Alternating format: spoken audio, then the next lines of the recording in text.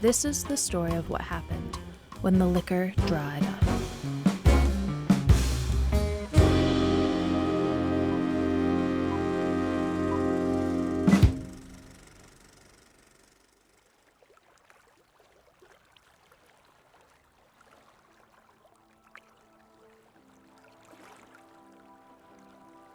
Along the shores of the shallowest of the Great Lakes, two cities both alike in industry share closer ties than most, though they haven't always gotten along.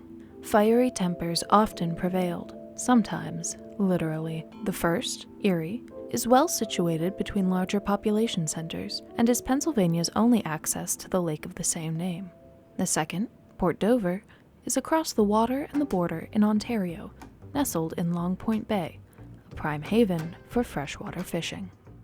Erie and Port Dover have been connected for 200 plus years in one way or another. From the time when we were viewing each other with suspicion or violence, during the War of 1812, to commerce joining together with when the fishing industry starts getting big. And then, whatever you'd call all the rum running during Prohibition. And of course, the one thing that all those things have in common is the lake. We're in many ways the same people, the same stock, the same, same sense of values, right and wrong, but our system of laws were such that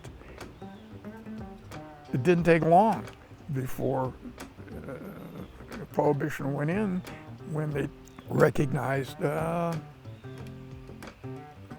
benefit in getting along with one another. In the 19-teens, the Great War brought so many to their graves, forever changing the landscape of a generation. When Armistice Day came, the relief was palpable. Giving up alcohol had been seen as a necessary wartime restriction in support of the boys overseas. However, post-World War I, the 28th President, Woodrow Wilson, disagreed with the restrictions on civil liberties, including the Volstead Act. Countering the Wets, as they were known, were dry forces such as the Women's Christian Temperance Union. The early 1800s was a period of reform. It's called the Age of Reform. It's a period where you get abolition, you get changes in education, you get asylum reform, and so the temperance movement kind of grows out of that period because women were in charge of the domestic arena, right? So the WCTU used a phrase to kind of illustrate what their motives and mission was, and that was agitate, educate, legislate. And so society was full of problems, and of course alcohol consumption was a serious problem for many families. So women felt that they had an obligation to help improve the morals of not only members of their family and their community, but the nation. Because if husbands are coming home intoxicated, that's not good for the family.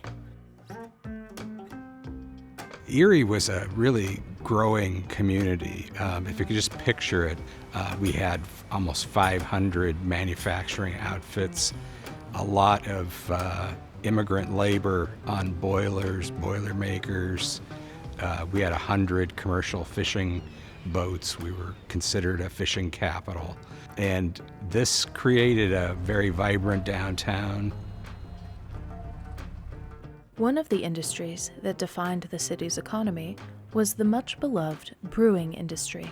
For the size of the state and everything that was going on, Pennsylvania by far had the most breweries in the country. Going into the turn of the century, there were probably 4 or 5 major breweries, if you will, in Erie. 4 of the breweries went to form the Erie Brewing Company in 1899. Charles Kohler, who was the first of the Kohlers to have a brewery or be tied into beer, he came over in 1840s from Germany. There were all kinds of nationalities in Erie, but German was a very big part of it, and they seemed to be the ones that brought the beer culture and the history with them and the knowledge.